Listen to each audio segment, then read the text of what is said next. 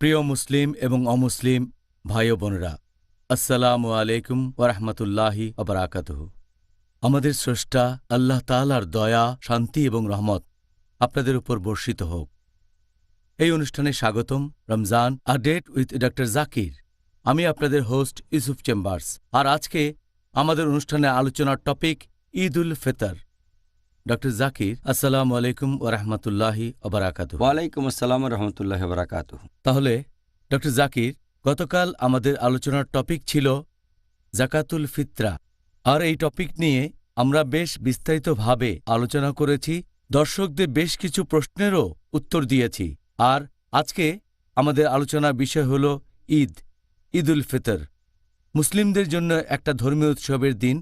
তবে প্রথমেই আমি জানতে চাইব যে ঈদ এই শব্দটার অর্থ আসলে কি? আলহামদুলিল্লাহ ওয়াসসালাতু ওয়াসসালাম আলা রাসূলিল্লাহ ওয়া আলা আলিহি ওয়া সাহবিহি আজমাইন, আম্মা বাদ। আউযু বিল্লাহি মিনাশ শাইতানির রাজীম। বিসমিল্লাহির রহমানির রহিম। রব্বি ইশরাহ লি সাদরি ওয়া ইয়াসসির লি আমরি ওয়াহলুল উকদাতাম মিন লিসানি ইয়াফকাহু কাওলি।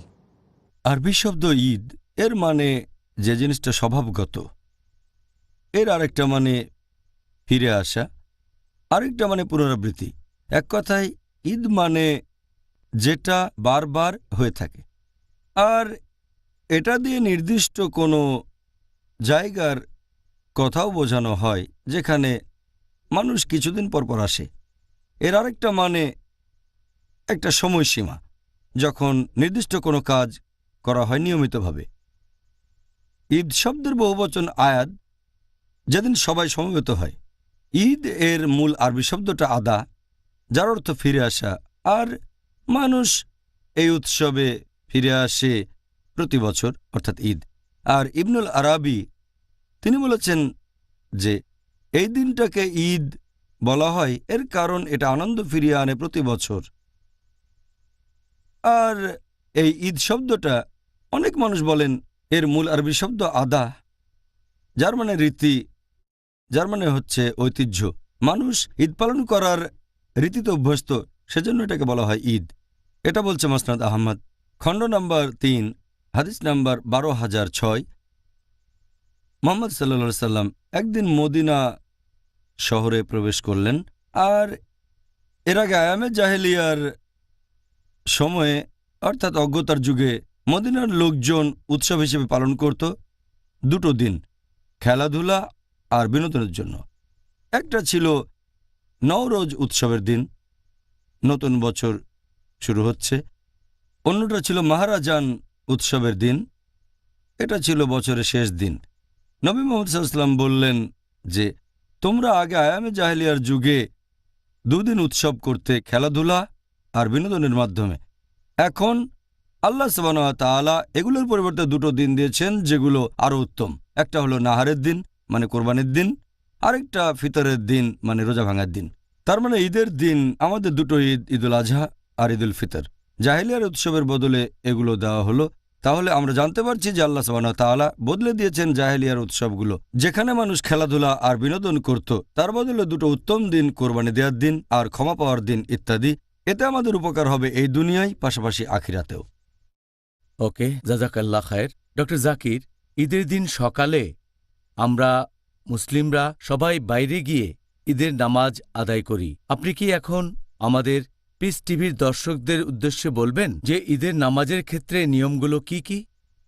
আপনি যদি ঈদের নামাজের কথা বলেন, আমাদের নবী মুহাম্মদ সাল্লাল্লাহু আলাইহি ওয়াসাল্লাম বলেছেন, এটা আছে সহিহ মুসলিমে, খণ্ড নম্বর 2, বুক অব ফাস্টিং, হাদিস নাম্বার 2534। আবু হুরায়রা রাদিয়াল্লাহু আনহু বলেছেন যে নবী মুহাম্মদ সাল্লাল্লাহু আলাইহি ওয়াসাল্লাম বলেছেন যে 2 দিন রোজা রাখা নিষিদ্ধ, ঈদুল ফিতর আর ঈদুল আজহা। তাহলে এই দুটো ঈদের দিনে ঈদুল ফিতর তার মানে রোজা ভাঙা, আর আদার ঈদ মানে কোরবানি দেওয়ার দিন, এই 2 দিনে রোজা রাখা নিষিদ্ধ। এই 2 দিন কেউ রোজা রাখতে পারবে না। এখন যদি নিয়মের ব্যাপারে কিছু বলতে হয় যে ঈদুল ফিতরের নামাজ কেমন হবে, এ ব্যাপারে মতভেদ আছে বিভিন্ন বিশেষজ্ঞ আর বিভিন্ন মাযহাবের ভেতরে। ইমাম শাফির মত অনুযায়ী আর ইমাম মালিক, শাফি এবং মালিকি, তারা বলেন যে ঈদের নামাজ সুন্নতে মুআক্কাদা, এটা হচ্ছে খুব গুরুত্বপূর্ণ সুন্নত, বলা হচ্ছে মুস্তাহাব।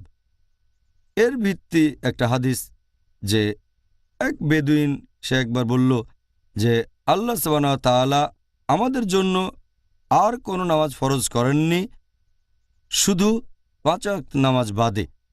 এটা আছে আল মুগনিতে খণ্ড নম্বর 2 পৃষ্ঠা নম্বর 223। এই হাদিসের ভিত্তিতে যে 5 ওয়াক্ত নামাজ বাদে আর কোনো নামাজকে ফরজ করা হয়নি। তারা বলেন এই নামাজ ঈদুল ফিতরের আর ঈদুল আজহা এটা সুন্নতে মুআক্কাদা।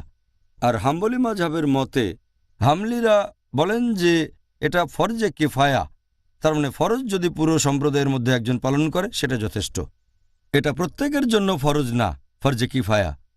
আর 3 নম্বর ইমাম আবু হানিফার মত অনুযায়ী, আল্লাহ তাকে দয়া করুন, তিনি বলেছেন এটা হচ্ছে ফরজ, এটা ওয়াজিব। আর এটার সাথে একমত ইবনে তাইমিয়া যে ঈদুল ফিতরের নামাজ পড়া আর ঈদুল আজহার নামাজ এগুলো ফরজ। এই মতামতের ভিত্তিতে কোরআনের একটা আয়াত সূরা আল কাউসার অধ্যায় নম্বর 108 আয়াত নম্বর 2 বলা হয়েছে, ইন্না আতাইনাকাল কাউসার ফাসাল্লি লিরাব্বিকা ওয়ানহার। ফাসাল্লি লিরাব্বিকা ওয়ানহার মানে তোমার প্রতিপালকের উদ্দেশ্যে নামাজ পড়ো আর কুরবানি করো। তার মানে হচ্ছে আপনি ঈদের নামাজ পড়বেন, ঈদুল আজহা, তারপর কুরবানি দেবেন। এই আয়াতের ভিত্তিতে তারা বলেন যে ঈদের নামাজ পড়া বাধ্যতামূলক। এছাড়া অনেক সহিহ হাদিস আছে যেখানে নবী মুহাম্মদ সাল্লাল্লাহু আলাইহি ওয়াসাল্লাম নির্দেশ দিয়েছেন মুসলিমদের যে তারা নামাজ পড়বে। শুধু সাধারণ মুসলিমই নয়, নবী এখানে বলেছেন রজস্রাব হওয়া মহিলাদের ঈদের নামাজের ময়দানে যাও, যদিও তোমাকে নামাজ পড়তে হবে না। তিনি বলেছেন অন্তপুরের মহিলা, এমনকি কুমারী হোক, তারা তরুণী অথবা বয়স্কা, ঈদের নামাজ পড়বে। রজস্রাব হওয়া মহিলা নামাজ না পড়লেও অন্তত নামাজ পড়ার জায়গায় যাবে। এটা আছে সহিহ বুখারীতে খণ্ড নম্বর 1 বুক অব সালাহ হাদিস নাম্বার 324 আর হাদিস নাম্বার 351। এরকম আরও অনেক হাদিস আছে। নবী আরও বলেছেন যে শিশুরাও যাবে। আর এই হাদিসের ভিত্তিতে ইমাম আবু হানিফা রাদিয়াল্লাহু আনহু, শেখ ইবনে তাইমিয়া রাদিয়াল্লাহু আনহু, তারা বলেছেন ঈদের নামাজ আদায় করা ফরজ। আরও একটা হাদিস আছে সুনান আবু দাউদে খণ্ড নম্বর 1 বুক অব সালাহ হাদিস নাম্বার 1068। আমাদের প্রিয় নবী মুহাম্মদ সাল্লাল্লাহু আলাইহি ওয়াসাল্লাম বলেছেন যে আমরা দুটো ঈদ একসাথে পাচ্ছি, তার মানে ঈদুল ফিতর আর জুমার নামাজ আদায়। জুমাকে অনেক সময় বলে সাপ্তাহিক ঈদ। নবী বলেছেন যে ঈদুল ফিতরের নামাজ আদায়ের পরে নবী বললেন, যারা জুমার নামাজ পড়তে চাও না তাদের সেদিন আর জুমা পড়তে হবে না, যদি তোমরা না চাও। তবে আমরা জুমার নামাজ পড়ব। তার মানে যেহেতু ঈদের নামাজ পড়া হয়েছে, জুমার নামাজটা হচ্ছে খুবই গুরুত্বপূর্ণ 5 ওয়াক্ত নামাজের মধ্যে। এখানে নবী বলেছেন যদি ঈদের নামাজ পড়ে থাকো জামাতের সাথে, সেদিন জুমার নামাজ না পড়লেও চলবে, তবে সেখানে জোহরের নামাজ পড়তেই হবে। নিশ্চিতভাবে এটা বোঝাচ্ছে যে ঈদের নামাজ হচ্ছে ফরজ নামাজ। আমি একমত ইমাম আবু হানিফা রাদিয়াল্লাহু আনহু আর শেখ ইবনে তাইমিয়া রাদিয়াল্লাহু আনহুর মতের সাথে। আমিন ইনশাআল্লাহ। এটা আমাদের মুসলিমদের একত্রিত হওয়ার একটা সুবর্ণ সুযোগ। এতে করে সবার ভালো লাগবে। আমাদের এরকম আরও ভালো উপলক্ষ প্রয়োজন, যেগুলোতে আমাদের সবার ভালো লাগবে ইনশাআল্লাহ। ডক্টর জাকির, আপনি কি আমাদের বলবেন যে এই ঈদের নামাজ প্রথমে কোন সময়ে পড়া যায়, সকালের কোন সময়ে, আর এই নামাজের শেষ সময়টা কখন? আপনি যদি ঈদের নামাজের সময়টা সম্পর্কে বলেন, এটা আপনি পড়তে পারেন যখন সূর্য আকাশে আনুমানিক 3 মিটার উপরে আছে, সেই সময় থেকে সূর্য মাঝ আকাশে আসা পর্যন্ত। আর বেশিরভাগ বিশেষজ্ঞ তারা বলেন যখন সূর্য একটা বর্ষার মতো উচ্চতায় উঠে আসবে আকাশের গায়ে। এটা আমরা দেখেছি খালি চোখে। যতক্ষণ না সূর্য মধ্য আকাশে ওঠে, এই সময়ের মধ্যে নামাজ পড়তে পারেন। তাহলে মধ্য আকাশে পৌঁছালে সময় শেষ, আর সময় শুরু হয় যখন সূর্য মাটি থেকে আনুমানিক একটা বর্ষার উচ্চতায় আসে। একটা হাদিস সুনান আবু দাউদে খণ্ড নম্বর 1 বুক অব সালাহ হাদিস নাম্বার 1131। আবদুল্লাহ ইবনে বসর ছিলেন আমাদের নবীর একজন সাহাবা। একদিন তিনি জামাতে নামাজ পড়তে গেলেন, আর সেটা ছিল রোজা ভাঙার দিন অথবা কোরবানি দেওয়ার দিন, ঈদের নামাজ পড়তে।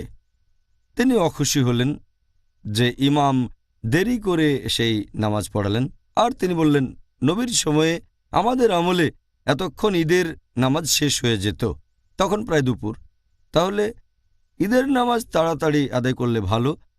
আর ইবনে খুজাইমার মত অনুযায়ী তিনি তার বইতে লিখেছেন আল মুগনি, এটা আছে খণ্ড নম্বর 2 পৃষ্ঠা নম্বর 224-এ। তিনি বলেছেন যে ঈদুল আজহার ব্যাপারে যদি বলা হয় কোরবানি দেওয়ার ঈদ, এটা আদায় করতে হবে যত তাড়াতাড়ি সম্ভব। সূর্য ওঠার পর মাটি থেকে যখন সূর্য 1 বর্ষা উচ্চতায় থাকবে, এই নামাজ পড়তে হবে যত তাড়াতাড়ি সম্ভব, কারণ মানুষ বাসায় ফিরবে, তারপর কোরবানি দেবে আর রান্নাবান্নার আয়োজন করবে যাতে কোরবানির মাংস খেতে পারে দুপুরবেলায়। আর ঈদুল ফিতরের নামাজ সম্পর্কে যদি কিছু বলতে হয়, এখানে একটু দেরি করবেন যাতে মানুষজন সবাই জাকাতুল ফিতরা দিতে পারে গরিব আর অভাবগ্রস্ত মানুষদেরকে। আর নবী বলেছেন যে তোমরা জাকাতুল ফিতরা দেবে ঈদের নামাজের আগে, তাই ঈদুল ফিতরের নামাজ একটু দেরি করে পড়া উচিত, একটু দেরিতে। তাহলে ঈদের নামাজের সময়ের কথা যদি বলেন, সেখানে এটাই হচ্ছে নিয়ম।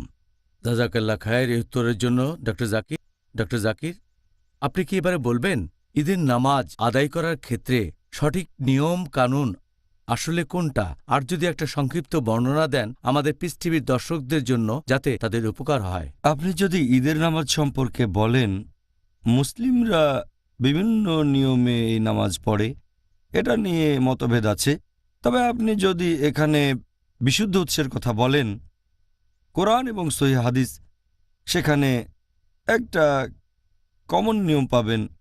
আর বিশুদ্ধ উৎস অনুযায়ী সহিহ হাদিস পড়লে তখন আপনি এটা জানতে পারবেন যে ঈদের নামাজের ব্যাপারে যদি বলতে হয়, হোক সেটা ঈদুল ফিতর বা ঈদুল আজহা, নামাজ পড়তে হবে 2 রাকাত। 2 রাকাত নামাজ 2 ইউনিট নামাজ। একটা হাদিস আছে সুনান আল বাইহাক্কিতে খণ্ড নম্বর 3 বুক অব জুমা সালাহ, হাদিস নম্বর 5719। উমর রাদিয়াল্লাহু আনহু, আল্লাহ তার উপর সন্তুষ্ট হন, তিনি বলেছেন ভ্রমণকারীদের নামাজ 2 রাকাত, আদাহ নামাজ 2 রাকাত, তার মানে ঈদুল আজহা, আর জুমার নামাজ 2 রাকাত। এটাই হচ্ছে এই সব নামাজের পূর্ণ দৈর্ঘ্য। আর এই নির্দেশ দিয়েছেন আল্লাহর রাসূল। তার মানে ঈদের নামাজ হবে 2 রাকাত। 2 নম্বর পয়েন্ট, যে ঈদের নামাজের আগে আজান দেওয়া হয় না, ইকামতও দেওয়া হয় না। এই হাদিসটা আছে সহিহ মুসলিমে খণ্ড নম্বর 2 বুক অব সালাহ, হাদিস নম্বর 1929। জাবের ইবনে সামুরা বলেছেন যে তিনি নামাজ আদায় করেছেন আল্লাহ সুবহানাহু ওয়া তাআলার রাসূলের সাথে 2টো ঈদেই, একবার বা 2বারের বেশি পড়েছেন, সেখানে কোনো আজান বা ইকামত নেই। তার মানে ঈদের নামাজের সময় আজান দেওয়া হয় না, ইকামতও দেওয়া হয় না। এটা সাধারণ জামাতে নামাজ থেকে আলাদা। 3 নম্বর পয়েন্ট, যে ঈদের নামাজের আগে কোনো নামাজ পড়তে হবে না অথবা তার পরেও পড়তে হবে না। এই নামাজের আগে বা পরে কোনো রকম সুন্নত নামাজ নেই। আর একটা হাদিস উল্লেখ আছে সুনান আবু দাউদে খণ্ড নম্বর 1 বুক অব সালাহ, হাদিস নম্বর 1155। এখানে ইবনে আব্বাস রাদিয়াল্লাহু আনহু তিনি বলেছেন যে নবী বাইরে বের হয়ে আসলেন ঈদের নামাজ পড়ার জন্য ঈদুল ফিতরের দিনে। নামাজ পড়লেন 2 রাকাত, এর আগে বা পরে কোনো নামাজ পড়লেন না। তার মানে ঈদের নামাজের আগে পরে কোনো নামাজ নেই। এছাড়া 4 নম্বর পয়েন্ট, যখন কেউ ঈদের নামাজ পড়ছে তখন সে বলবে তাকবীর আল ইহরাম, মানে আল্লাহু আকবার, তারপর কিছু দোয়া পড়বেন। এরপর আমাদের দিতে হবে 7টা তাকবীর প্রথম রাকাতে, আর দ্বিতীয় রাকাতে দিতে হবে 5টা তাকবীর। এটা আমরা জেনেছি সহিহ হাদিস থেকে, আছে সুনান আবু দাউদে খণ্ড নম্বর 1 বুক অব সালাহ, হাদিস নম্বর 1145 আর 1146। সেখানে হযরত আয়েশা রাদিয়াল্লাহু আনহা, আল্লাহ তার উপর সন্তুষ্ট হন, তিনি বলেছেন যে নবী যখন ঈদুল ফিতরের নামাজ পড়তেন আর ঈদুল আজহার নামাজ, তার মানে 2 ঈদের নামাজ, তিনি তখন দিতেন মোট 7টা তাকবীর প্রথম রাকাতে, আর দ্বিতীয় রাকাতে দিতেন 5টা তাকবীর। এটাই হচ্ছে ঈদের নামাজ আদায় করার সঠিক নিয়ম। এরপরে ইমাম সাহেব তখন বলবেন আউযুবিল্লাহি মিনাশ শাইতানির রাজিম, বিসমিল্লাহির রহমানির রহিম, আমি শয়তান থেকে রক্ষার জন্য আল্লাহর আশ্রয় চাচ্ছি এবং দয়াময় পরম দয়ালু আল্লাহর নামে শুরু করছি।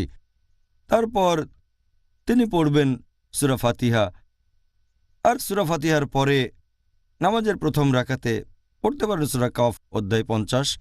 এরপর দ্বিতীয় রাকাতে পড়তে পারেন সূরা কামার অধ্যায় নম্বর 54, অথবা প্রথম রাকাতে পড়তে পারেন সূরা আলা অধ্যায় নম্বর 87, আর দ্বিতীয় রাকাতে সূরা গাশিয়া অধ্যায় নম্বর 88। প্রথম আর দ্বিতীয় রাকাত এরকম হতে পারে, এটা সহিহ হাদিস দিয়ে প্রমাণিত।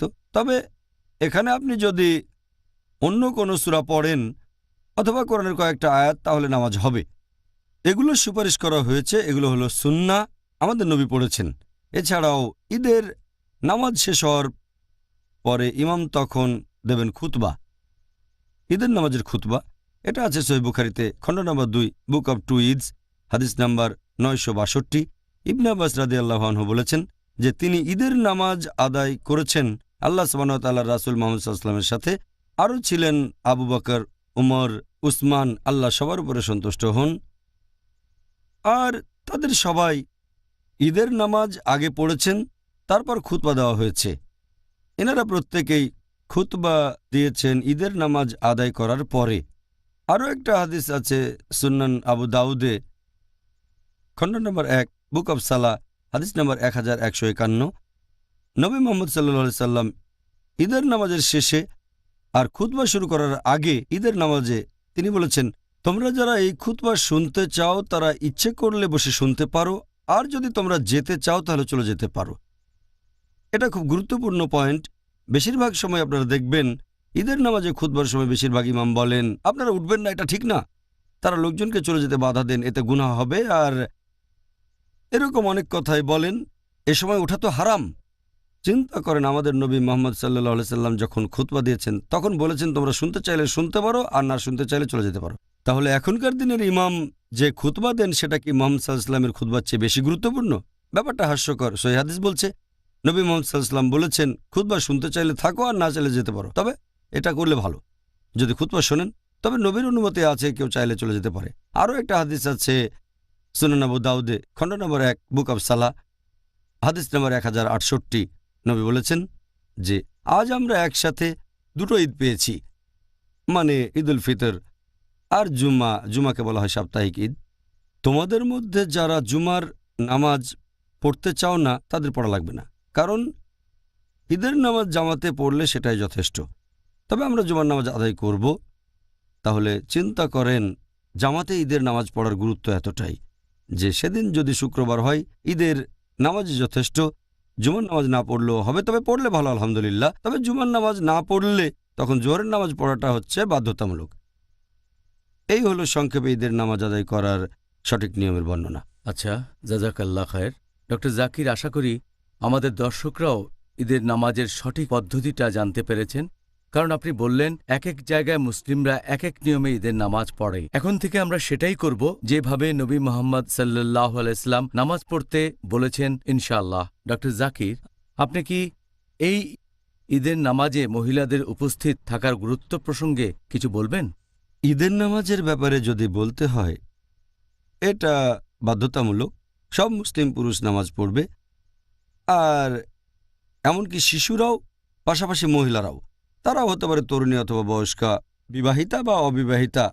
আর নবী বলেছেন রজস্রাব হওয়া মহিলারাও সেখানে যাবে, যদিও তাদের নামাজ পড়তে হবে না, উপস্থিত থাকবে। আর অনেক হাদিসে এ ব্যাপারে বলা হয়েছে।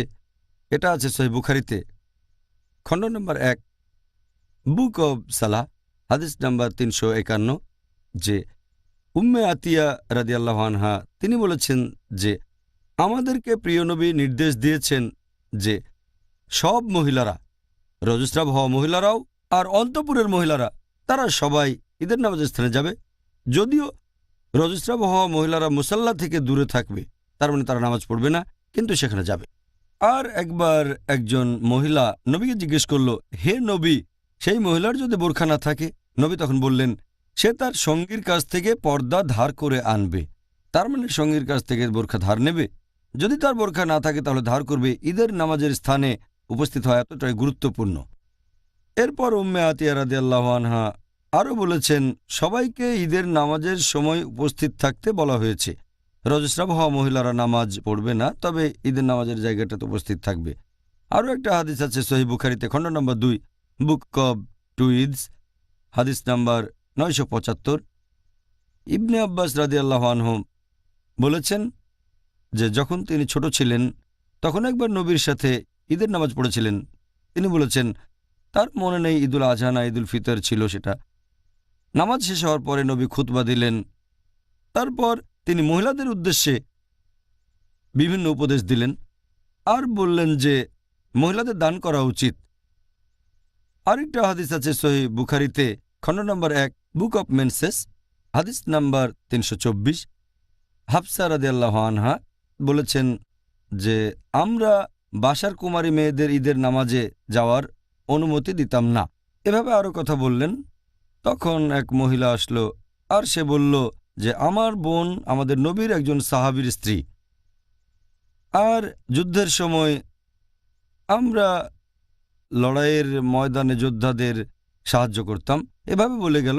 আর নবী বললেন যে রজস্রাব হওয়া মহিলারা আর অন্তঃপুরের মহিলারা ঈদের নামাজের স্থানে যাবে, আর যদি তাদের বোরখা না থাকে সঙ্গীর কাছ থেকে সে ধার করবে।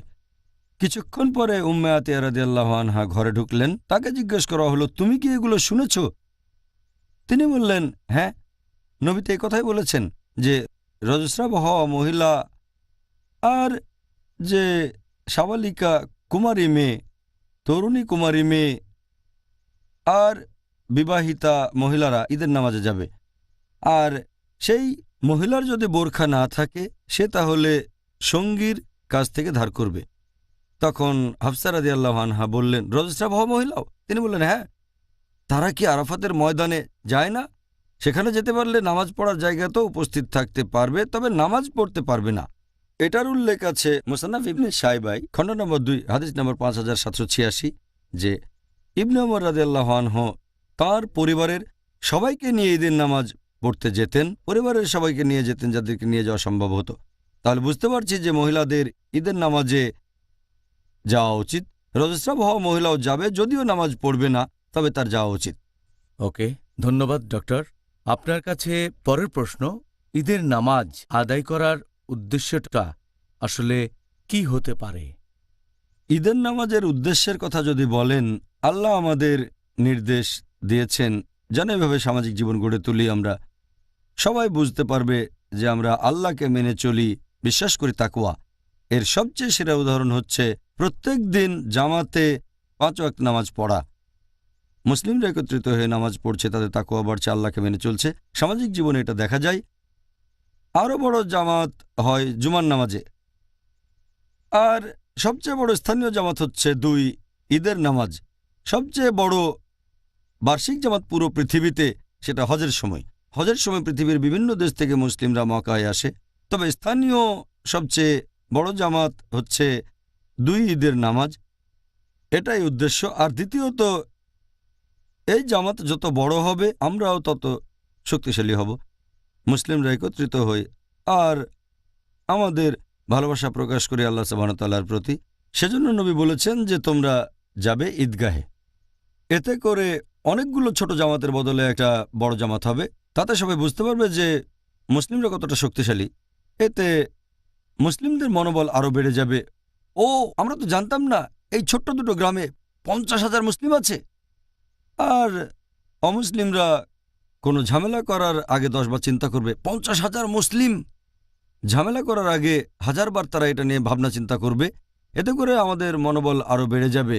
আমার মনে হয় এটা গুরুত্বপূর্ণ। এজন্য নবী বলেছেন এমনকি বাচ্চারা, রজস্রাব হওয়া মহিলারাও যাবে, যদিও তাদের নামাজ পড়তে হবে না। মানুষ যত বেশি হবে, মুসলিম উম্মার একতাও তত বেশি জোরদার হবে।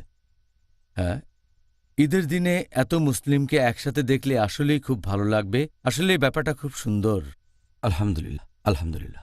আমাদের লন্ডনে সেন্ট্রাল মসজিদেও অনেক লোক নামাজ পড়ে। আপনিও বোধহয় কয়েকবার পড়েছেন। হ্যাঁ, বেশ কয়েকবার পড়েছি। এখন ধরেন একজন লোক কোনো একটা কারণে ঈদের জামাতের নামাজটা মিস করল, তখন তাকে এই ব্যাপারটার জন্য কি করতে হবে? যদি কেউ ঈদের নামাজ মিস করে তাহলে পরে সে এই নামাজ পড়বে। এরকম একটা অধ্যায় এটা আছে সহিহ বুখারীতে, খণ্ড নম্বর 1, বুক অব সালাহ, অধ্যায় নম্বর 25। অধ্যায়ের শিরোনাম হচ্ছে যদি কেউ ঈদের জামাতের নামাজ মিস করে সে কি করবে। আর এখানে রেফারেন্স হিসেবে বলা হয়েছে আনাস বিন মালিক রাদিয়াল্লাহু আনহু, তিনি তার দাসকে বলছেন যে পরিবারের সবাইকে ডাকো, তারপর তিনি সবার সাথে জামাতে ঈদের নামাজ আদায় করলেন। যারা ঈদের নামাজ মিস করবে, পুরুষ বা মহিলা, তারা নামাজটা পড়বে যত তাড়াতাড়ি সম্ভব, আর এক্ষেত্রেও নামাজের নিয়মটা একই থাকবে, আগেও বলেছি। এছাড়া আরও একটা হাদিস আছে সুনান আবু দাউদে, খণ্ড নম্বর 1, বুক অফ সালা, হাদিস নম্বর 1153। একবার কয়েকজন মানুষ নবী সাল্লাল্লাহু সাল্লামের কাছে আসলো, ঘোড়ায় চড়ে আসলো, আর তারা বলল যে গতকাল আমরা নতুন চাঁদ দেখেছি। তখন নবী নির্দেশ দিলেন, রোজা ভেঙে ফেলো, আগামীকাল ঈদের নামাজ পড়বে। তার মানে আমাদের নবী যে এলাকায় বাস করতেন সেখানে মানুষ নতুন চাঁদ দেখেনি, তাই সবাই 30 দিন রোজা রেখেছে। তারপর কিছু লোকজন এসে সাক্ষ্য দিল তারা গতকাল নতুন চাঁদ দেখেছে। নবী বললেন, রোজা ভেঙে ফেলো, কারণ ঈদের দিন রোজা থাকা যাবে না। তবে যেহেতু ঈদের নামাজের সময় চলে গেছে, ঈদের নামাজ পড়বে আগামীকাল। তার মানে যদি কোনো কারণে, সঙ্গত কোনো কারণে ঈদের নামাজ পড়তে না পারেন, তাহলে নামাজ পড়বেন পরের দিন। কেউ ঈদের নামাজ মিস করলে এটাই হচ্ছে নিয়ম। ডক্টর জাকির, ঈদের দিন একজন মুসলিম আরেক মুসলিমকে কিভাবে শুভেচ্ছা জানাবে? আর এছাড়াও এটা কি বলার অনুমতি আছে, ঈদ মুবারক? শুভেচ্ছা জানানোর কথা যদি বলেন, এটা সুপারিশ করা সুন্নাহ যে মুসলিমরা একে অন্যকে শুভেচ্ছা জানাবে ঈদের দিন, কারণ এটা একটা উৎসবের দিন। আর ফতে আল বারি অনুযায়ী 2 নম্বর খণ্ড, পৃষ্ঠা নম্বর 446, সাহাবীগণ আমাদের নবীর সহচর, ঈদের দিনে একে অন্যের সাথে দেখা হলে তারা বলতেন যে তাকাব্বালাল্লাহু মিন্না ওয়া মিনকুম, মানে আল্লাহ আমার এবং আপনার দোয়া কবুল করুন। কারণ রমজান হচ্ছে রোজা পালনের মাস, সবাই দোয়া করে, আল্লাহ তাআলার কাছে ক্ষমা প্রার্থনা করে, আল্লাহর রহমত চায় বিভিন্ন দোয়া করে। আর এই মাস শেষ হলে তারা বলছেন, আল্লাহ যেন আপনার আমার দোয়া কবুল করেন। এটাই শুভেচ্ছা জানানোর সবচেয়ে ভালো আর বিশুদ্ধ উপায়। এখন ঈদ মোবারক বলে শুভেচ্ছা জানানো যাবে কি না, এটা বেশি বলা হয় ভারত আর পাকিস্তানে। এটা অনেকটা একে অন্যকে অভিনন্দন জানানোর মতো। মোবারক মানে আশীর্বাদ পাওয়া, ঈদ মোবারক মানে এটা হোক একটা আশীর্বাদের দিন। তবে এটা দিয়ে সাধারণত অভিনন্দন জানানো হয়, এটা কোনো সুন্নত না। ঈদ মোবারক বলাটা কোনো সুন্নত না, তবে এটা হারাম বা মাকরু না, বলা যায় মুবা মানে ঐচ্ছিক। কারণ যদি বাংলায়ও বলেন আপনি যেন আশীর্বাদ পান, এতে কোনো সমস্যা নেই, এটা ঐচ্ছিক। তবে শুভেচ্ছা জানানোর সঠিক নিয়মটা হচ্ছে যেভাবে সাহাবীগণ বলেছেন, তাকাব্বালাল্লাহু মিন্না ওয়া মিনকুম। আল্লাহ যেন আপনার এবং আমার দোয়া কবুল করেন। ওকে, জাযাকাল্লাহ খায়ের। পরের প্রশ্ন ডক্টর জাকির, সেটা হলো, আপনি কি আমাদের বলবেন ঈদের দিন কোন কোন কাজগুলোকে সুপারিশ করা হয়েছে? ঈদের দিন আসলে প্রথমে যে কাজটা করব সেটা হচ্ছে গোসল। এটা আছে মুয়াত্তায়, পৃষ্ঠা নম্বর 240, হাদিস নম্বর 428। বর্ণনা দিয়েছেন নাফি রাদিয়াল্লাহু আনহু যে আবদুল্লাহ ইবনে উমর রাদিয়াল্লাহু আনহু ঈদের নামাজ আদায় করার জন্য জামাতে যাওয়ার আগে সবসময় গোসল করে পরিষ্কার হয়ে নিতেন। তাহলে এটা সুন্নত যে আপনি ঈদের নামাজ আদায় করার জন্য বাইরে যাওয়ার আগে গোসল করে পবিত্র হয়ে নেবেন। 2 নম্বর হচ্ছে, এটাও একটা সুন্নত যে আপনি ভালো পোশাক পরবেন, সাজগোজ করবেন, নিজেকে ফিটফাট রাখবেন, পরতে পারেন নতুন পোশাক, তারপর চোখে সুরমা দিতে পারেন, চুলে দিতে পারেন তেল, পারফিউম মাখতে পারেন। তবে এই জিনিসগুলো পুরুষদের জন্য, মহিলাদের এখানে সাজগোজ করা বা পারফিউম মাখতে সুপারিশ করা হয়নি, বরং তারা তখন থাকবে হিজাবের মধ্যে, থাকবে পর্দার ভেতরে। এগুলো পুরুষদের জন্য। 3 নম্বর পয়েন্ট, নবী সবসময় ঈদের নামাজ আদায় করতে যাওয়ার আগে কয়েকটা খেজুর খেতেন। এই হাদিসটা উল্লেখ করা হয়েছে সহিহ বুখারীতে, খণ্ড নম্বর 2, বুক অব 2 ঈদস, হাদিস নাম্বার 953। নবী খেলেন খেজুর বাসা থেকে বের হওয়ার আগে ঈদের নামাজের জন্য। আর 4 নম্বর পয়েন্ট, ঈদের নামাজ পড়তে হবে কোনো মুসাল্লাহে, একটা জায়গা, হতে পারে বড় একটা মাঠ, শহরের মধ্যে অথবা শহরের সীমার ঠিক বাইরে, যাতে করে সব মানুষ একটা জায়গায় সমবেত হতে পারে। একটা হাদিস উল্লেখ করা হয়েছে সহিহ বুখারীতে, খণ্ড নাম্বার 2, বুক অব 2 ঈদস, হাদিস নাম্বার 956।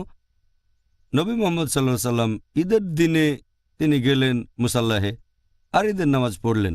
আর মুসাল্লাহে ঈদের নামাজ পড়া একটা সুন্নত মসজিদে পড়ার বদলে। যদিও নবীর একটা হাদিস, এটা আছে সহিহ বুখারীতে, খণ্ড number 2, book of praying in Haramain, Mecca আর মদিনায়, হাদিস নাম্বার 1190। নবী বলেছেন, আমার মসজিদে নামাজ পড়লে, মানে মসজিদে নববীতে নামাজ পড়লে, সেটা অন্য যে কোনো মসজিদে হাজারবার নামাজের চেয়ে উত্তম শুধু মসজিদে হারাম বাদে, তার মানে মক্কা। কিন্তু তারপরও ঈদের নামাজের সময় নবী তার নিজের মসজিদ ছেড়ে নামাজ পড়লেন একটা ঈদগাহে, নামাজ পড়লেন মুসাল্লাহে। তার মানে বিশেষ করে ঈদের দিন মসজিদে না পড়ে কোনো ঈদগাহে নামাজ পড়া ভালো, মসজিদে নববী হলেও। ঈদগাহ বা মুসাল্লাহে নামাজ পড়া এতটাই গুরুত্বপূর্ণ। এছাড়া আরেকটা হাদিস আছে সহিহ বুখারীতে, খণ্ড নম্বর 2, বুক অব টু ঈদস, হাদিস নম্বর 986। বলা হয়েছে যে মুহাম্মদ সাল্লাল্লাহু আলাইহি ওয়াসাল্লাম যখন ঈদের নামাজ শেষ করে বাসায় ফিরে আসতেন, তখন তিনি যে পথে নামাজ পড়তে গিয়েছিলেন সেটা বাদ দিয়ে অন্য পথে বাসায় ফিরে আসতেন। তার মানে মুসাল্লাহে যেতেন এক পথে আর ফিরে আসতেন আরেক পথে। এর কারণ হতে পারে তিনি এভাবে অনেকের সাথে শুভেচ্ছা বিনিময় করতেন, দুটো পথে বিভিন্ন মানুষকে তিনি হয়তো আশীর্বাদ করতেন। মানুষ এরকম বিভিন্ন রকম কারণ দেখায় যে কেন নবী এমনটা করেছেন। তাহলে এটা খুব গুরুত্বপূর্ণ যে ঈদের নামাজ আদায় করবেন কোনো মুসাল্লাহে। একথা আগেও বলেছি, মানুষ যত বেশি হবে মনোবল তত বাড়বে। আমরা দেখতে পারি যে আমরা কতখানি আল্লাহ সুবহানাহু ওয়া তাআলাকে মেনে চলি। এছাড়া আরেকটা সুন্নত যে মুসাল্লাহে পৌঁছাবো একটু আগে আগে গেলে ভালো, যাতে করে সময় মতো সেখানে থাকতে পারি, যেন তাড়াহুড়ো করতে না হয়। এছাড়া আরেকটা হাদিস আছে তিরমিজিতে, হাদিস নাম্বার 530, যে আমাদের নবী সাল্লাল্লাহু আলাইহি সাল্লাম যখন মুসাল্লাহে যেতেন তখন যেতেন পায়ে হেঁটে। ঈদের নামাজ পড়তে পায়ে হেঁটে যেতেন, তাই হেঁটে যাওয়া একটা সুন্নত ঈদের নামাজ পড়ার সময়। আর একটা হাদিস উল্লেখ করা হয়েছে সিলসিলাল সহিহাতে, হাদিস নাম্বার 171, যে নবী মুহাম্মদ সাল্লাল্লাহু আলাইহি সাল্লাম তিনি সে সময় দিতেন তাকবীর। বাসা থেকে বের হওয়ার পরপরই মুসাল্লাহে পৌঁছে তাকবীর দিতেন, নামাজ শেষ হওয়ার পরও তিনি আবার তাকবীর দিতেন। আর সবচেয়ে বিশুদ্ধ তালবিয়া, এটার বর্ণনা দিয়েছেন ইবনে মাসুদ, আছে দার আল কুতনিতে। আর ইবনে সাইবাই তিনি তখন বলতেন, আল্লাহু আকবার, আল্লাহু আকবার, লা ইলাহা ইল্লাল্লাহু আল্লাহু আকবার, আল্লাহু আকবার ওয়ালিল্লাহিল হামদ। তিনি বলতেন আল্লাহু আকবার, আল্লাহু আকবার, লা ইলাহা ইল্লাল্লাহু আল্লাহু আকবার, আল্লাহু আকবার ওয়ালিল্লাহিল হামদ। মানে আল্লাহ সর্বশক্তিমান, আল্লাহ সর্বশক্তিমান, আল্লাহ সুবহানাহু ওয়া তাআলা ব্যতীত আর কোথাও কোনো উপাস্য নেই। আল্লাহ সর্বশক্তিমান, আল্লাহ সর্বশক্তিমান, সমস্ত প্রশংসা আল্লাহ সুবহানাহু ওয়া তাআলার। এই হলো তাকবীর। এটা বলতেন যখন বাসা থেকে বের হতেন, তারপর যখন ঈদগাহে পৌঁছাতেন, এরপর নামাজ শেষ হলে আমাদের নবী এভাবে আবারও বলতেন। ঈদের দিনে এরকম বেশ কিছু কাজের কথা সুপারিশ করা হয়েছে। ঈদের দিনে একজন মানুষ কোন সীমা পর্যন্ত আনন্দ করতে পারে? তারা কি এ সময় গান বাজনা বা এই ধরনের আনন্দ বিনোদনে তাদের সময় কাটাতে পারে? ঈদের দিনে গান গাওয়া আর বিনোদন সম্পর্কে যদি বলেন, যদি সেই কাজটা ইসলামিক শরিয়া অনুযায়ী হয়ে থাকে, এখানে কেউ বাড়াবাড়ি করবে না বা এমন কিছু করবে না যেটা করা ভুল, তাহলে অনুমতি আছে। ইসলামিক শরিয়া অনুযায়ী হলে অনুমতি আছে। আর এ ব্যাপারে কিছু হাদিস আছে। এটা আছে সুন্নান আল নিসাইতে, বুক অব টু ঈদস, হাদিস নাম্বার 1557। নবী মুহাম্মদ সাল্লাল্লাহু আলাইহি সাল্লাম বলেছেন, জাহেলিয়ার যুগে মদিনাবাসীদের দুটো দিন ছিল খেলা আর বিনোদনের জন্য, খেলাধুলা আর বিনোদন। আল্লাহ এর বদলে দিয়েছেন দুটো দিন বিনোদনের জন্য। তার একটা হলো রোজা ভাঙার দিন, আর অন্যটা কোরবানি দেওয়ার দিন, মানে দুটো ঈদ।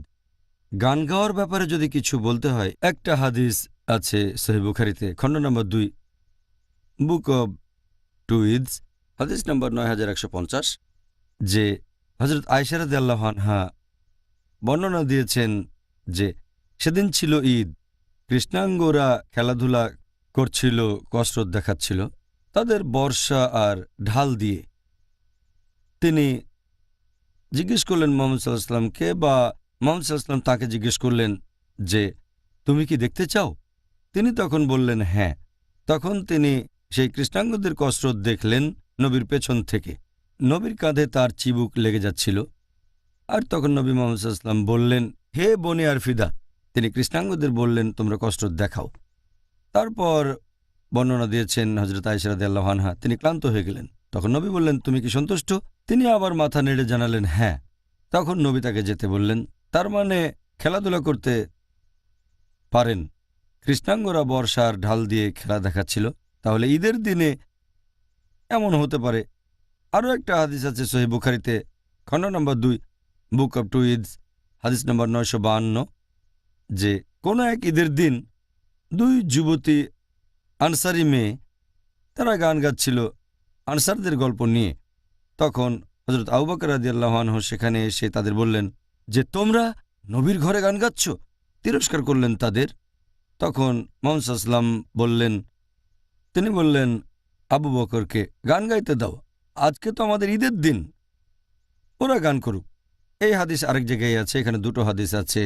এটা আছে সহিহ বুখারীতে খণ্ড নম্বর 4 বুক অব জিহাদ হাদিস নম্বর 2906, একই ঘটনা নিয়ে। তাহলে যদি সেটা নিয়মের মধ্যে থাকে, এখানে কোনো রকম হারাম বাদ্যযন্ত্র থাকতে পারবে না। এটা বেশ কিছু হাদিসে বলা হয়েছে যে সব বাদ্যযন্ত্র হারাম, শুধু একটার অনুমতি আছে, দফ ব্যবহারের অনুমতি আছে। আপনি তারের যন্ত্র বা বাঁশি বাজাতে পারবেন না।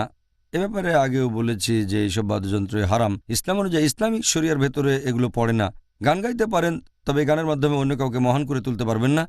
এমন কিছু করবেন না যেটা শিরক হয়ে যায়। অনেক গানই এরকম আছে। এটা হবে ইসলামিক শরিয়া অনুযায়ী, গানগুলো ইসলামিক হলে কোনো সমস্যা নেই। এছাড়া আরও হাদিস আছে সহিহ মুসলিমে খণ্ড নম্বর 2 বুক অব টুইডস হাদিস নাম্বার 2539 আর 2540। মুহাম্মদ সাল্লাল্লাহু আলাইহি সাল্লাম বলেছেন যে এই দিনগুলো হচ্ছে তাশরিকের দিন, মানে ঈদুল আজহার পরে, কোরবানির ঈদের পরে। এ সময় 3টা দিন আছে। এগুলো হলো তাশরিকের দিন, তাই আহার করো, পান করো। তাহলে উপভোগ করতে পারেন গান গেয়ে, বিনোদন করে, তবে সেটা হবে ইসলাম ধর্ম অনুযায়ী। যদি কেউ বাড়াবাড়ি না করে তাহলে অনুমতি আছে। জাযাকাল্লাহ খায়ের আপনার উত্তরের জন্য ডক্টর জাকির। আমি আপনাকে এরপরে যে প্রশ্নটা করতে চাই যে মুসলিমরা ঈদ উদযাপন করার সময় সাধারণত কোন ধরনের ভুলগুলো করে থাকে? অনেক মুসলিম এ সময় বেশ কিছু ভুল করে। কেউ করে কম জানার কারণে, কেউ না জানার কারণে। যেমন ধরেন, অনেক মুসলিম এটা চিন্তা করে যদি রাতের বেলায় তারা নামাজ পড়ে, ঈদের দিন রাতে নামাজ পড়লে তাদের হৃদয় মারা যাবে না। এমন একটা হাদিস যেটাকে অনেক মানুষ মনে করে যে সহি, তবে সহি না, যে নবী বলেছেন তোমরা যদি ঈদের রাতে নামাজ পড়ো তোমাদের হৃদয় মারা যাবে না যেদিনে হৃদয় মারা যায়। আপনি যদি দেখেন এখানে দুটো ইসনাদ, তার মধ্যে একটা খুবই দুর্বল, তার মানে জয়ীফ জিদ্দান, আর অন্যটা হচ্ছে জয়ীফ। পুরো কাজটাই ভুল। যখন কেউ ঈদের রাতে নামাজ পড়ে আর ভাবে সওয়াব পাবে, শুধু ঈদের রাতে এভাবে নামাজ পড়ার কোনো অনুমতি নেই। যদি কেউ এভাবে প্রতিদিন নামাজ পড়ে থাকে তাহলে সে ঈদের রাতে পড়লে সমস্যা নেই, তবে নামাজ পড়ার জন্য ঈদের রাতকে বেছে নেওয়াটা এটা ঠিক নয়। এছাড়া কিছু মুসলিম আছে যারা কবর জিয়ারত করে ঈদের দিনে, মনে করে ঈদের দিনে এটা করা ভালো। আমাদের নবীর হাদিস অনুযায়ী কবর জিয়ারত করলে আখিরাতের কথা মনে পড়বে, তবে বিশেষ করে ঈদের দিনকে বেছে নেয়া যে এই দিনে কবর জিয়ারত করবেন এটা সুপারিশ করা হয়নি। কোনো হাদিস এটা বলছে না যে সাহাবীগণ অথবা নবী ঈদের দিন কবর জিয়ারত করেছেন। তাহলে বিশেষ করে ঈদের দিনকে বেছে নিয়ে কবর জিয়ারত করা আমাদের নবীর সুন্নাহ এরকম কিছু বলছে না। আর এছাড়াও কিছু মানুষ জামাত মিস করে, যেটা মোটেও ঠিক না। তারা ঈদের নামাজও মিস করে, এটাও পুরোপুরি ভুল। আমাদের নবী মুহাম্মদ সাল্লাল্লাহু আলাইহি ওয়াসাল্লাম বলেছেন, এটা আছে তিরমিজিতে বুক অব ফেথ হাদিস নাম্বার 2621। নবী মুহাম্মদ সাল্লাল্লাহু আলাইহি ওয়াসাল্লাম বলেছেন, আমার আর তোমাদের মধ্যে চুক্তিপত্র হচ্ছে নামাজ, যে এটাকে পরিত্যাগ করে সে একজন কাফির। মুসাল্লা গুরুত্বপূর্ণ, জামাতে নামাজ পড়া গুরুত্বপূর্ণ। এছাড়াও মানুষজন সাধারণত যে ভুলটা করে থাকে সেটা হচ্ছে এ সময় পুরুষ আর মহিলা খুব অবাধে মেলামেশা করে। যখন তারা নামাজ পড়তে যায় তখন খুব একটা সাবধান থাকে না। আমরা দেখি পুরুষ আর মহিলা কথা বলছে, হাসি ঠাট্টা করছে ইত্যাদি। এটা ঠিক না, অবাধে মেলামেশা করা উচিত না। আর যেখানে ঈদের নামাজ পড়া হয়, ঈদগাহ অথবা কোনো মসজিদে, খেয়াল রাখতে হবে পুরুষ আর মহিলাদের আলাদা প্রবেশ পথ থাকতে হবে, একই রকম, একই তবে আলাদা ব্যবস্থা, যাতে করে এই অবাধ মেলামেশা না হয়। তারপর কিছু মহিলা আছে যারা সাজগোজ করে, তারপর পারফিউম মাখে, হিজাব পালন করে না। এটা করা যাবে না নামাহরাম কোনো লোকের সামনে। তারা হিজাব করবে, পুরো শরীর ঢাকা থাকবে, পারফিউম মাখবে না অথবা সাজগোজ করবে না, কোনো বিপরীত লিঙ্গকে আকৃষ্ট করবে না। যদি শুধু স্বামীর জন্য করে তাহলে ভালো, আলহামদুলিল্লাহ, অথবা যদি শুধু মহিলাদের মধ্যে করে তাহলে সমস্যা নেই, তবে নামাহরামের সামনে অনুমতি নেই। এরকম একটা হাদিস আছে সুন্নান আল নিসাই হাদিস নাম্বার 5129। আমাদের প্রিয় নবী বলেছেন, যদি কোনো মহিলা পারফিউম মেখে হেঁটে বেড়ায় যাতে লোকজন সেই সুগন্ধের ঘ্রাণ পায়, মহিলা পারফিউম মাখলে যদি লোকে সেটার ঘ্রাণ পায় তাহলে সে তো একজন ব্যভিচারিণীর সমান। এটা থেকে বিরত থাকতে হবে। এছাড়াও এমন কিছু মুসলিম মহিলা আছে ঈদের দিন আসলে তারা সিনেমা দেখে, তারপর গান শোনে, গান গায়, তারপর নাচে, বিভিন্ন বাদ্যযন্ত্র বাজায়, আর এই কাজগুলো হচ্ছে খুতুয়াতুশ শয়তান। অনেকে অনইসলামিক সিনেমা দেখে, তারপর শোনে অনইসলামিক গান ইত্যাদি। আমাদের প্রিয় নবী মুহাম্মদ সাল্লাল্লাহু আলাইহি ওয়াসাল্লাম বলেছেন, এটা আছে সহিহ বুখারীতে, খণ্ড নম্বর 7, বুক অব ড্রিঙ্কস, হাদিস নাম্বার 5590। নবী বলেছেন যে এমন একটা সময় আসবে যখন আমার উম্মার ভেতর কিছু লোক এভাবে বলবে যে অবৈধ যৌন সম্পর্ক, মাদকদ্রব্য সেবন, রেশমের পোশাক পরা আর বাদ্যযন্ত্র বাজানো এগুলো হালাল, বৈধ। আমাদের সাবধান থাকতে হবে যাতে আমরা এই লোকদের মধ্যে না পড়ি। আর একটা পয়েন্ট আমাদের মনে রাখতে হবে যে অনেক মুসলিম রমজান শেষ হয়ে গেলে তারা খুব খুশি হয়, ও এখন আর রোজা রাখতে হবে না, এরকম যেন রোজা রাখাটা একটা ঝামেলা। তারা খুশি কারণ রোজা রাখতে হবে না, সংযম করতে হবে না, তারা খুশি হবে এজন্য যে আল্লাহ সুবহানাহু ওয়া তাআলা তাদের রমজান মাসে রোজা রাখার সুযোগ দিয়েছেন, রোজা রাখতে পেরেছে, কারণ রোজা রাখা একটা ইবাদত। আর এজন্য খুশি হবে যে রোজা রাখতে পেরেছে, খুশিটা এজন্য নয় যে রোজা শেষ হয়ে গেছে। এগুলো থেকে মুসলিমদের বিরত থাকা উচিত। আজকের অনুষ্ঠানের শেষ প্রশ্ন ডক্টর জাকির, যে মুসলিমরা কোন জায়গাতে ঈদের নামাজ আদায় করবে? এটা কি আবশ্যিক যে এই নামাজ পড়তে হবে ঈদগাহে, নাকি এই নামাজ আমরা মসজিদেও পড়তে পারি? এখানে আপনি যদি নবীর সুন্নতের কথা বলেন, মুহাম্মদ সাল্লাল্লাহু আলাইহি ওয়াসাল্লাম এটা সবসময় নির্দেশ দিয়েছেন যে ঈদের নামাজের কথা যদি বলতে হয়, দুটোই ঈদ পড়া উচিত, কোনো মুসাল্লাহে নামাজ পড়া উচিত ঈদগাহে। ঈদগাহ শব্দটা ভারত পাকিস্তানে ব্যবহার করা হয়, আরবি শব্দ মুসাল্লা। এটা আসলে একটা খোলা ময়দান যাতে অনেক মানুষ আসতে পারে। একটা শহর বা একটা এলাকায় যত মুসলিম আছে তারা সবাই এখানে নামাজ পড়তে আসবে, তাই থাকা উচিত একটা মুসাল্লা যেখানে সবাই নামাজ পড়বে, পুরো শহরের মানুষই পড়বে। এটা হলে ভালো। অথবা মুসাল্লা থাকবে যতদূর সম্ভব কম, মানুষ থাকবে যতদূর সম্ভব বেশি। এরকম একটা হাদিস আছে সহিহ বুখারীতে, খণ্ড নম্বর 2, বুক অব টু ঈদস, হাদিস নাম্বার 956। বলা হয়েছে আমাদের নবী ঈদের দিনে নামাজ আদায় করতে গেছেন মুসাল্লাহে। এছাড়া আরও কিছু হাদিসের কথা আগে বলেছি যে এটা সহিহ বুখারী, খণ্ড নম্বর 1, হাদিস নাম্বার 324। নবী নির্দেশ দিয়েছেন মহিলা, শিশু, রজস্রাব হওয়া মহিলা সবাই ঈদের নামাজের জায়গায় যাবে। 3 জন ইমামের মতে, ইমাম আবু হানিফা, ইমাম মালিক আর ইমাম আহমেদ ইবনে হাম্বল, আল্লাহ ওনাদের সবাইকে দয়া করুন, সবাই বলেছেন ঈদগাহে যেতে হবে। এটা আবশ্যিক যদি না কোনো যুক্তিসঙ্গত কারণ থাকে। এতে একমত নন ইমাম শাফি, আল্লাহ ওনাকে দয়া করুন। ইমাম শাফি বলেছেন যদি মসজিদের ভেতরে সব মানুষের জায়গা হয় তাহলে মসজিদে নামাজ পড়তে পারেন। তবে তিনিও বলেছেন মসজিদে যদি সব মানুষের জায়গা না হয় তাহলে ভালো হয় মুসাল্লাহে মানে ঈদগাহে, তাহলে ঈদগাহে নামাজ পড়া ভালো। আর ঈদের নামাজের সময় যদি ইসলামের জেনারেল নিয়ম হচ্ছে, এটাও আছে সহিহ বুখারীতে, খণ্ড number 2, book of praying in Haramain, মসজিদে হারমাইনে নামাজ মক্কার মদিনায়, হাদিস নাম্বার 1190। নবী বলেছেন আমার মসজিদে নামাজ পড়া মানে মসজিদে নববী, এটা অন্য যে কোনো মসজিদে নামাজের চেয়ে 1000 গুণ ভালো হবে, শুধু মসজিদে হারাম বাদে যেটা আছে মক্কায়। তা সত্ত্বেও নবী ঈদগাহে নামাজ পড়েছেন। এর থেকে ঈদের নামাজে ঈদগাহের গুরুত্বটা বুঝতে পারছি। আর দুর্ভাগ্যজনকভাবে এখনকার দিনে পৃথিবীর বেশিরভাগ দেশে এটা খুব কম দেখবেন যে খোলা ময়দানে লোকজন ঈদের নামাজ পড়ছে। তবে আমাদের প্রয়োজন একটা জায়গা, একটা বড় পার্কে ঈদের নামাজের ব্যবস্থা করতে পারি যেখানে সবাই নামাজ পড়বে, অথবা বেশি হলে 2টো পার্ক যেখানে সব মুসলিম নামাজ পড়বে। দুর্ভাগ্যজনকভাবে এখন এরকম নেই। এমনকি বোম্বে শহরেও সামান্য কয়েকটা জায়গা বড় ময়দানে নামাজ পড়া হয়, বেশিরভাগ মসজিদেই পড়ে। কোনো ময়দান হলে ভালো হয়। ঈদগাহ থাকবে যতদূর সম্ভব কম, আর লোক হবে যতদূর সম্ভব বেশি। যদি না যুক্তিসঙ্গত কারণ থাকে, একটা হাদিস আছে মুস্তাদরাক আল হাকিমে, বুক অব সালাতুল ইদাইন, হাদিস নাম্বার 1094।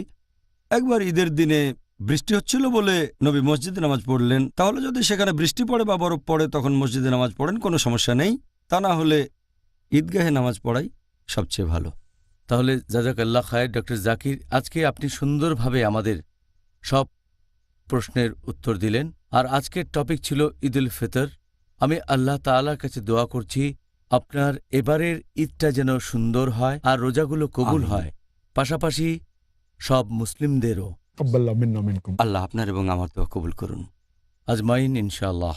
আর এছাড়াও আমরা আমাদের এই সিরিজ অনুষ্ঠানের প্রায় একেবারে শেষ পর্যায়ে চলে এসেছি। রমজান আর ডেট উইথ ডক্টর জাকির, তাই এটাকেও একটা ছোটখাটো ঈদ বলা যায়। ছোট ঈদ। আল্লাহ তাআলা যেন আমাদের রোজাগুলো কবুল করেন আর আপনার ন্যায়নিষ্ঠ কাজগুলো। আমিন। আজকে আপনি খুব সুন্দরভাবে উত্তর দিয়েছেন, জাযাকাল্লাহ খায়ের। প্রিয় মুসলিম এবং অমুসলিম ভাই ও বোনেরা, আপনাদের সাথে আবারও দেখা হবে আগামীকাল একই সময়ে। আর সেদিন আমাদের আলোচনার টপিক ঐচ্ছিক রোজা এবং নিষিদ্ধ রোজা। জাযাকাল্লাহ খায়ের। সাথে থাকার জন্য আসসালামু আলাইকুম ওয়া রাহমাতুল্লাহি ওয়া বারাকাতুহু।